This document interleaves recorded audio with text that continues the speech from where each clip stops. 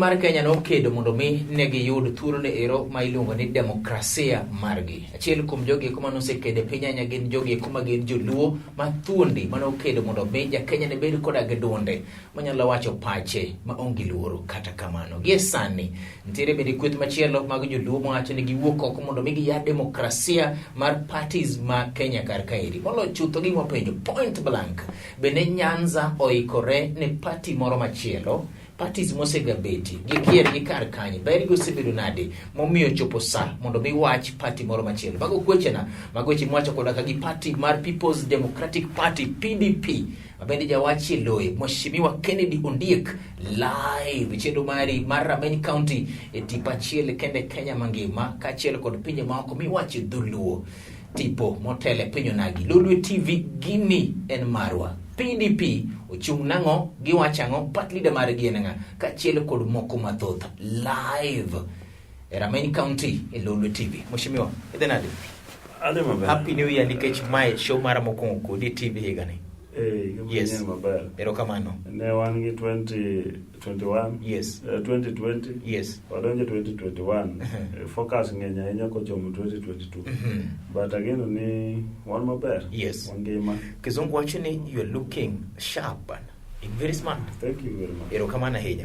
Jaluo en ngama ler. Yes. Ngama riek kendo ngama mchanore. From mi amor. Yes. Kum such a sentiment. Mheshimiwa nyis jogi nini nga e party mar PDP ase ka penjo ni to be Nyanza ikore ni party machielo. Nyinga Kennedy Ondiek. Yes. Ne jo kibirio mi title ma honorable honorable Ondiek Kennedy. Yes. Karachuonyo constituency ward miluongo ni Kibiri.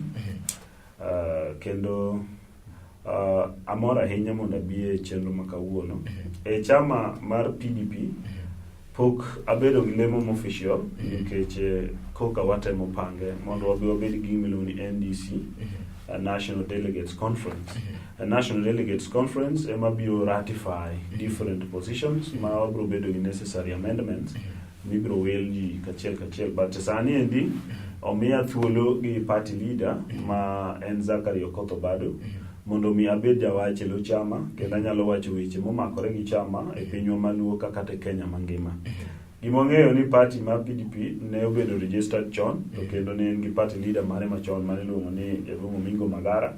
Masani wane conclusive parts ma watemo tieko the process ma transition mondo wawuok from the Mingo to Obado. Tayari usicha kuluonge ni party leader. Yes, and give mandate yes. From the original person. Yes. Mondo mi o control as a party leader. Procedures momoko are on the course, the legalities and the formalities are on the course, but the party leader or me at that mandate mondo me proceed discuss matters related to PDP as a party. PDP nango Mheshimiwa. People's Democratic Party yes. is a political party mobile registered with the Registrar of Political Parties in Kenya according to the Political Parties Registration Act and the Registrar of Political Parties Act. My ni mondo beda chiel kum parties ma bedo within the democratic system of Kenya. Wate wang'eyo ni Kenya is a Republican Democratic government ma bedo mobedo anchored in the constitution manuakale Kenya in August 2010. Kendo maendi opens the space mondo mi the country kichako gi nyaka ne Kenya yudo uhuru in 1963 ka ne KANU kadwo transform into KANU ma finally wabedo gi KANU starting government. Oginga Odinga in 1966 inyaparo ni no open up that space for the first time when he formed Kenya People's Union, that is KPU. KPU kanetemo open that space tone the government of KANU that time otamore KPU ma obedo disbanded in 1969, but manone podokotamo Kenyans this whole struggle for independence, for the multipartyism, pluralism kaka constitution kete. Koro miyo that space osebedo minimal but osebedo fought for. Mayoro nationally osebedo ni kata repeal of section 2A kane KANU otamre kabisa. Moi had to give in. Mondo mi Kenyans repeal section 2A to de facto de jure a multi-party state from the de facto one-party state. Koro the democratic space has been widening gradually. mak wagike 1992 to finally wabedo gi open space we matin tinge sigana sana jado kama because I am well read. Yes. I knew why I am here and how I should be here. Koro mane momi I have to get the grasp of the political discourse, democratic discourse in our country. Mondo we know, we use history to determine the current so that we know where future is taking us. But in 1992, you realize that Moi had to give in. Mondo Mide Section 2A be repealed in 1990 towards 1991, leading to Ford Kenya, Ford People, Ford Asili, and DP, and all that in 1992 general elections. At the time Gingo Dinga passed on 94, you realize that there was a controversy even in Ford Kenya as a party, leading to Ford People, leading to others. Mane kama bange toka Migo Sirail Odinga odonjo kanyo to nane onka ok en comfortable kanyo. He had to walk away. Inyaparo meetings mano kethore thika, the meetings no kethore thika completely. Ma democratic space ma Kenya no bedo shaken. But finally the opposition not organized, Sirail Odinga no form gimilongo ni LDP. LDP came into NDP came into Inyaparo 2002. Manegweni wacho no mwonyo tinga. You can remember that. Yes. Wadi into new Kanu in 2000. New Kanu ni ka Moi decided to give mantle to the baton to Uhuru Kenyatta. Raila and the team came out and started what was called NAC at the Pentagon.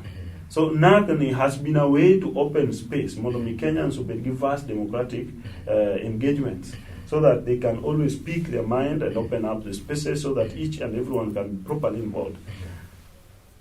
We came from NAC, you can remember in 2005 we gave a referendum. Referendum split the country into two.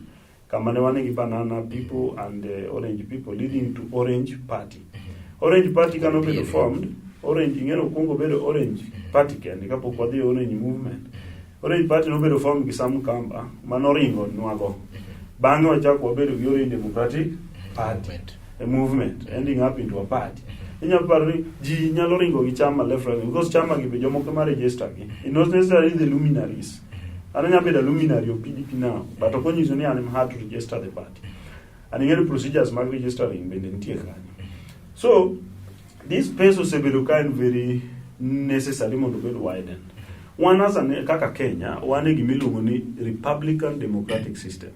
Republican Democratic System Dwaro ni mondo wabed gi direct citizen involvement. Yani bedo aching mar jopiny mondo mi gibed ni gikaw responsibility, kaw gigo iko ma important, atwago ma important mar kaka sirikal itiyo.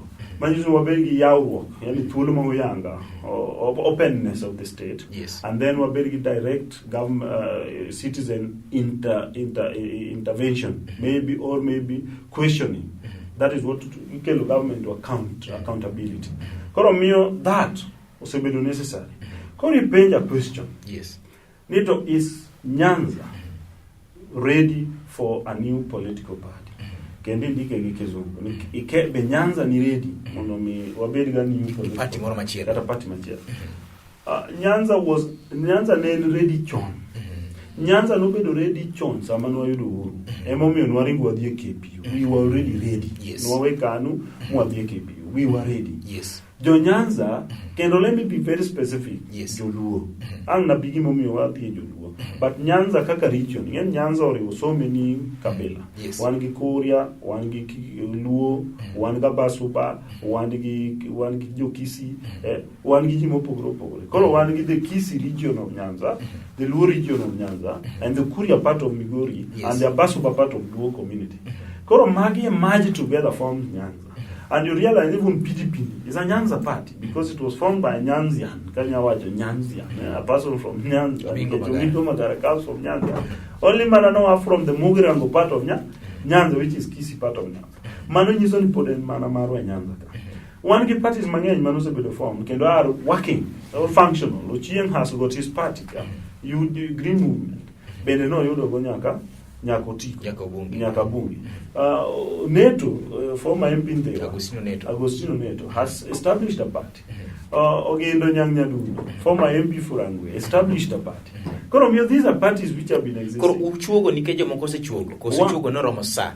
ma democratic space ma Nyanza onego yar. Gimo setimore. Yes. Eni wasedak gima kelo waema. Emomiyo sani awuok motegno kendo awuok motegno. Yes. Gimomiyo awuok motegno en ni jowo osebedo katemo mondo mi wayaw this space. Jomoko wacho ni Dalmas Otieno notemo gi Kalausi. Yes. Ogendo notemo gi Green Movement Congress. Kianga notemo okubidhi kamoro. But awacho niya, kata mana independence wa Kenya. Yes. Nochakore ka jomoko kedo to jomoko ni collaborators. Sama jomoko kedo to joma luo recoil gi ywa yugi kaka guogi maluor ywa yugi back to dokir ngama the oppressor bas gin gi feel safe under the oppressor. Koro gi feel ni unu joma temo go bro yuda ma. Nentie collaborators to gi activists. Activists no lead to independence. Masani walungu ni freedom fighters. Collaborators bange o enjoy fruits mag that fight. Kane wane second liberation, Oginga Odinga nochake matek. Ma finally never succeed. Matiba Gini ended up joining. Kakoro Ogina no Odinga is succeeding. But finally, all of them enjoyed the spirit of the fruits of democratic space. Manewabero multi-party. Koro miyo, even in Luo Nyanza, nitie jomo kuma pod feel ni kaunti go bado gini. Okao party machielo to gidwa gonga. Mheshimiwa ana doki mapenji. Uchako party ni nikech space mar Nyanza ma demokrasia uneno kane deny koro dwa yare koso uchake nikech jomoko chako party dwa wacho ni yes. Hii penjo ni Nyanza ni ready ne political party mama na se penjo koro sane makora penjo mama wacho ni ni Nyanza ni ready chon yes makora penjo sane ni mairi mo PDP ara ni mdo winje ni ok ngato ne pingo PDP ena democratic right mar mondo bedi ki party but koro konya kolo thuolo ma demokrasia e Nyanza ni ma dwaro party moro koso uchake nikech jomoko ni good party bas emomiyo akele niya yes gimomiyo parties mamoko gi ose survive yes magi bedo prominent kaka party machielo ma predominant yes. Truth be told ODM and predominant party in this region gimomiyo sebedo predominant party any these other parties ose chaki to pogi thrive pogi dhi mbele emomiyo wadwa ni mao dhi mbele gimomiyo wadwa dhi mbele na chiel Kenya is a democratic country. And being mabedo governed by many political parties. Yani there's national acceptance of pluralism. Regional acceptance, if you don't the Western, their parties are all thriving. Okay, Ford Kenya ni kanyo, ANC ni kanyo, and others. Kidi Ukambani, Gengi Waipa ni kanyo, Maendeleo Chap ni kanyo, and others. Kidi Kikuyu land. Iyo ni nyaka kata party manoyombo ja Jubilee don't is there was just registered Kurbinti demokrasia Nyanza kuso Nyanza Luo Nyanza let me come back to Luo Nyanza yes Luo Nyanza was a lack gimilongo ni democracy nikech wan wadak kaka monarchy ingeni apare jowa understand English maber kaka Kenya locate giduluo maler but in Nyanza we are living under monarchy inside a great country that is democratic. Tiadania wase mana keto our mind to believe on one thing, the one person. Mind one family maka ngato weyo to wene ngama jelo to ngato wene ngama jelo to ene mwase bedo kawa worship. And mane mate mwacho niya we need to open the space. Mondo mijo wa yu tuolo malaj. Ibro yudo niya kawadwa timo kata yero mag MCA kende. Ibro yudo ni iwacho ni ka ukinja utiko makama inisedo. While samoro ine maji duari. To koro nikech fia ma jo odakie yudo jo oko yie mondo ya thuolo malach wan wa yie ni mondo kata ka wuodo ganda for example odwa chung president ok watame mondo chung president ko fi kwa feel wanya support kaka but wanya support okay. But wadwa ni ground ka ground pin ka from gama bedo governor ngama bedo MP ngama bedo MCA ngama bedo women rep wabed thuolo mondo mi jo oyu thuolo mang'eny nikech ngeno sendike political parties act niya nikidhi nomination mar party moro okinyal chikori bank ose mali and that one imano dhi clear nikidhi e party moro kaka wani dhi chungi ODM to bas omalruok ma moko beti to inokingi thuolo mar dhi chungi party machielo Mheshimiwa Nyango penje ni to utire koda ka offices mau e Kenya mangima kosuru na Nyanza kende party leader maru dwadhi manyo komnero mar ker koso kodwa manyo komnero mar ker policy maru gin mage kachiel kod moko mathoth live e chendo mari mar Rameny County Mheshimiwa Kennedy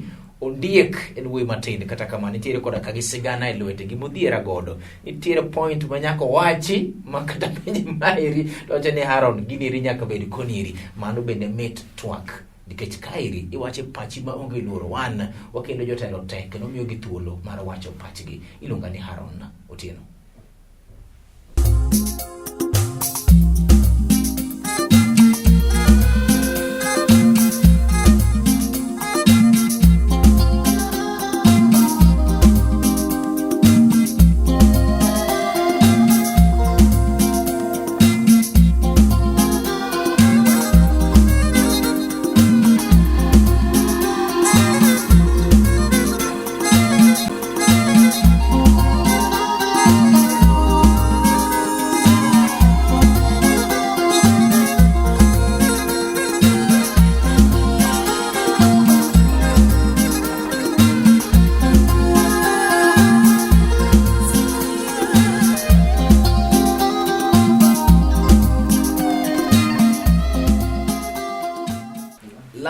Chendu mari mar Rameny County seche mane amodho piga mar ndim Mheshimiwa Kennedy Ondiek ne nyisa ni Haron watch the pace gini rini tiere kuma chope. Okay, en pati ne Roma biro matek odang'en to koro dhi nade live chendu mari mar Rameny County.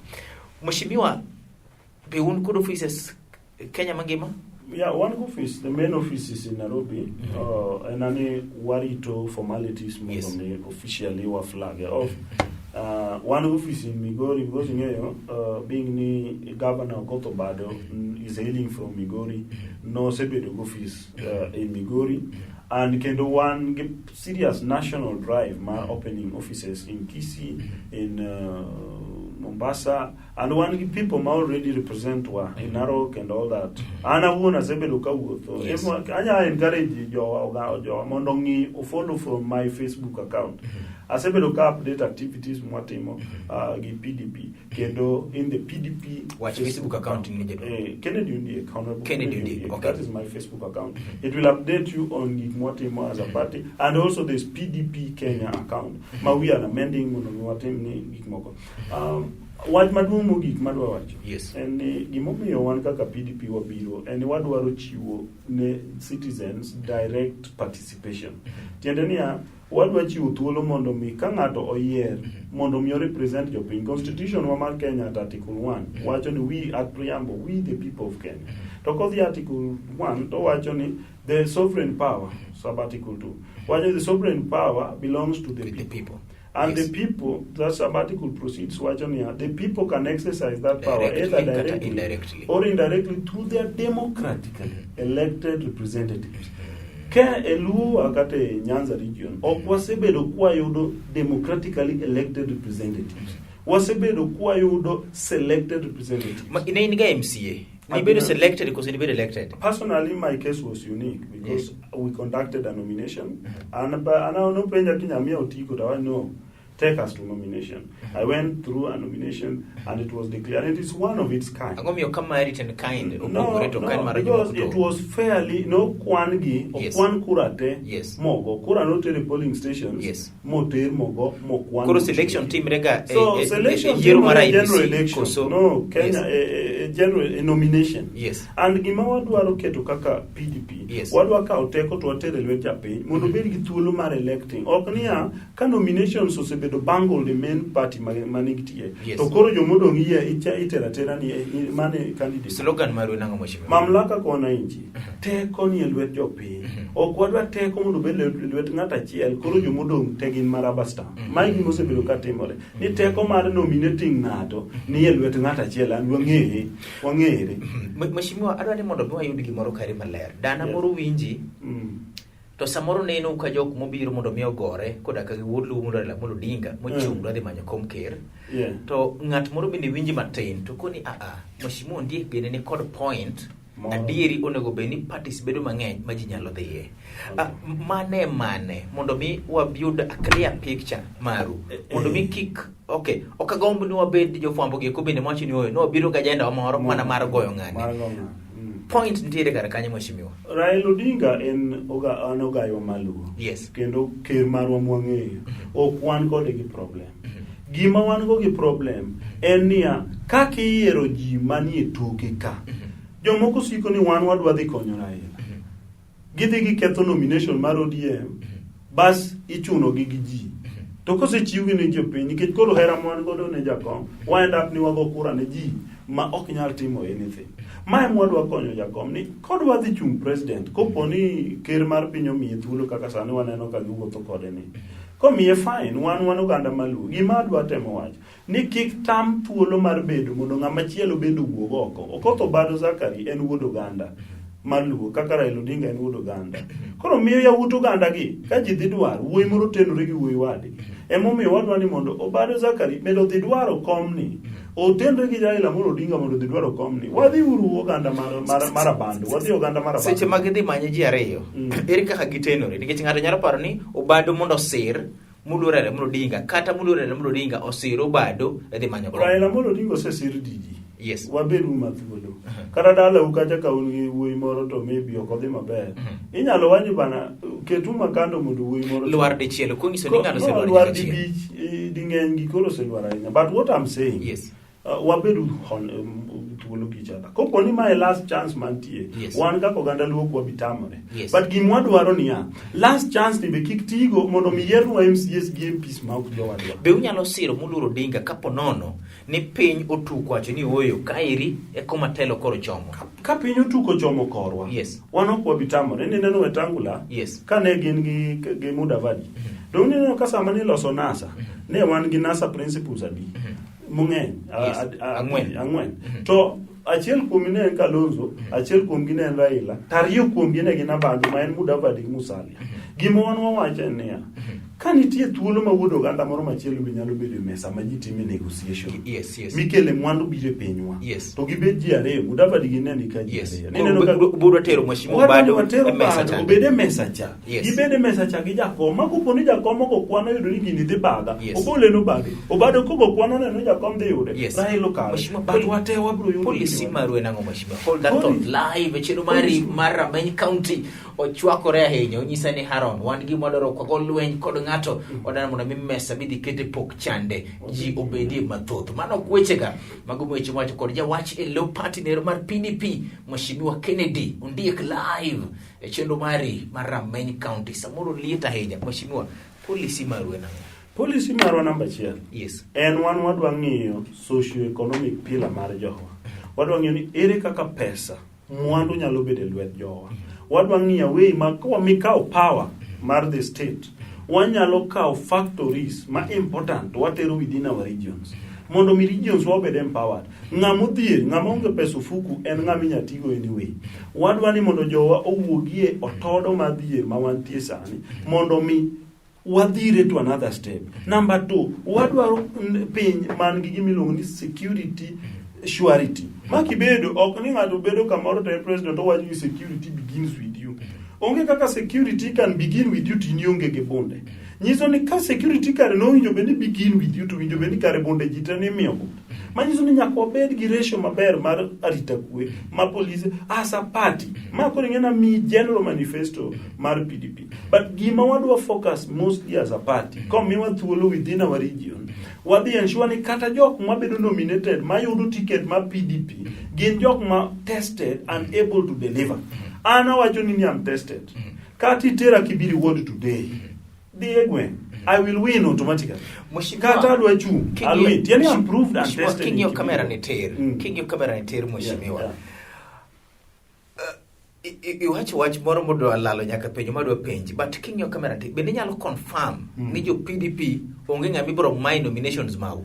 Anya wacho maler ni jo PDP wabro konda kama nitie candidates ariyo. Yes. Wabro timo negi free, fair, credible and verifiable nomination. Mako poni nitie problem. Yes. Wabro kelo. Aron nyaki pari chien kana adwaro ga chung secretary general mar ODM. Yes. Kendo na wacho gima nadwaro time ODM. Yes. Mana wacho ni kitimo nomination an ka kondie kane miya thuolo nikech Sifuna to nadhi yo. Yes. To dine miya thuolo ne ok otim nomination. Lakini yombe mheshimiwa. Ne ok oluongi yiero dong ne gidagi luongo because ne giluoro wave na mane bi. It was a serious wave I'm telling you. To gima notimore, penj gima miyo wang' ODM no kotimo yiero. Because he feared taking me to Kasarani, I was going to win straight. But gima ne idea mane miyo ji Dwaro was this. Ne wadwaro wabed gi thuolo ma nomination maler. Mana pango na timo nomination kana bet secretary general mar ODM. Na dhi timo nomination county by county. Maka nitie problem I would sort it out the same day. Oknia ni timo nomination Kibiri to Mweteri Nairobi dhi manyo tiko. I would give it there and there. Mama negi mupango and my mupango as PDP niya kana wan gi candidates mokalo ariyo a position more achiel. What team nomination no live there and it is counted. Kana what team didek we will repeat it. You siasa tese gawacho mano mheshimiwa kata kama sama gibeto gite. Kana adwa wacho mane ODM kana adwa timo mano ne gitamre lungo yiero giloro kanyo magidiyo gin gi joge gikoni niya bana wan jo onge pesa gibiro dhi nango koponi keto mano. Akono no, we need right people ma jopinyo yer. En mane momi wakelo PDP nikech ka okinyal go gitiwegi. Siasa lachi yaw mari. To wan gi marwa ma wadwa kono jowa. Ni wan wabiro kichung MCA. To jopiny dwari wabiro miyo tiko. Mheshimiwa udhi chungo ng'ato e kom mar ker. Gimonge ni kawuono Kenya onge party achiel manyalo kawo presidency. Sama wan gi party leader wa nyiso ni wanya bedo gi presidential candidate. Mana kaka party mora mora sani poko nominate ngata. Ogonyiso ni party leader manyaka bed presidential candidate of a party. Kata sani neno ka Wanjigi dwalaro gi Raila komar kere ODM. Gibiro timo nomination, gibiro realize ni ngama bedo presidential candidate. One day we will field our presidential candidate as PDP kwa feel necessary mondo wa fail. But ka kwa feel necessary mondo wa fail, wanyalo merge with another party to wabedo gi gimiluongo ni coalition. Nikech coalition ema sani nyalo rise to presidency. Okinya rise as individual party. Emomiyo wala Jubilee was a conglomeration of many political parties. NASA was a conglomeration of many political parties. Wambende somehow party leader bro guide what where we are supposed to form a coalition. We wabro form that coalition. And then katakan coalition moro wagira ila Molo Odinga, wabro form was supported. Kind coalition mori wagi any other person in Kenya, wabro form can wabro support. But so far as a political party, intention of every political party is to acquire state power. And state power you can only acquire if you have a presidential candidate. So far, we don't have a presidential candidate. Kaka any other party in Kenya can only presidential candidate. Koro udi chungo ji e kombe mage. Gima wan go sure. 100%. Anybody chungo ji e kombe mag governor. Kenya mangima. Kama wane gi interested resources ugolo uligolo kanye mheshimiwa. Iwinjo kuma parties mamoko yudo resources go. Emwa yudo resources because wana political party. No. Kubeda accountable na jopiny udigolo kanye. Be moko gi osenyiso kuma gigolo resources. Ya antere political parties funds mamiyo gi. Micha no po kar kai. Iji mano tuo kara parties moko ka. ODM micha no golo macha no. No ODM no yako te otuono juwete. Mheshimiwa, for the record, let us be honest mheshimiwa. Nitiere mano po magiwacho. Ma parties chama cha mashinani wacho ni gide we margi billion a day. ODM osebedo ka yudo that one. No problem. But where has SDP been getting? Kor un maruda digolo kanye. One gi budget we are working on as a political party. Yes. And what one members ma already registered, they are paying to the party. Yes. Kor one be what you our resources. Yes. These candidates or what the finance. Yes. 100% candidates will be financing themselves. I don't give 1 minute director mara ilongo ne Dan. Nyisa ni nyaka koro tikdan Juma. Yena penji moro mheshimiwa. Wache ni komar governor mugadieri komane ke mudi chungeji. All other positions. Senate chungo. All other positions. MP. All positions except MCS. Yes. We get into a coalition. Yes. To wabro rally behind a presidential candidate of a coalition. But what chungo all positions, governor, MP, that is women MP, senators, women reps, all of them. King your camera neter. Wachimari mugi jero. Adwa kwayo Uganda jo onagi. Yes. Kendo gi Nyanza kanyakla. Yes. Wayie uru mondo mi waya uru thuolo ma huyanga. Kendo waya uru thuolo malach. Waonge gi lweny mora mora gi party miluongo ni ODM. Wan mana gi PM kodgi. En party, PDP and party. We are at competition with poverty and opening up a democratic space. Ok one at war. PDP wakao teko watere lwet jopiny mamlaka kwa wananchi kendo wadwaro develop socio-economic pillar of our society. Mondo mi jowa obed sure ni will have resources enabling them to jump out of the current poverty state. mondo wachore to a different level. Kwa dogo lungi kendo jaduong mondo mi bin nikech weche thoth mokalo moko nyatieko. Inyalo biro kendo. An kuluonga kata sani miwacho ni wa extend pod ayie. Kati wacho mana dugo kinya antie. O kati wacho mana dugo rucha nikech ok wane lweny. Wayaw mana thuolo ni. Sari gi nus mar tieno romo nyaka ochiw thuolo mar tiendo moro machiel live. E tiendo mari mar Rameny County nyinga en Haron Otieno. Ilonya Dendi Evelyn mawene ntiere kamera moko kachiel kod Dafine kamera mar ariyo to kod Dan Juma jomoko luonge ni Jali Kwenyo senior producer and director machino niri erokamano kuom nikete kairi wa samoro teka hiyo chakodo watime kedi chieng machielo e cheno mari mar Rameny County and Haron Otieno mheshimiwa Riti erokamano kwa no hayo mabari. Thank you very much.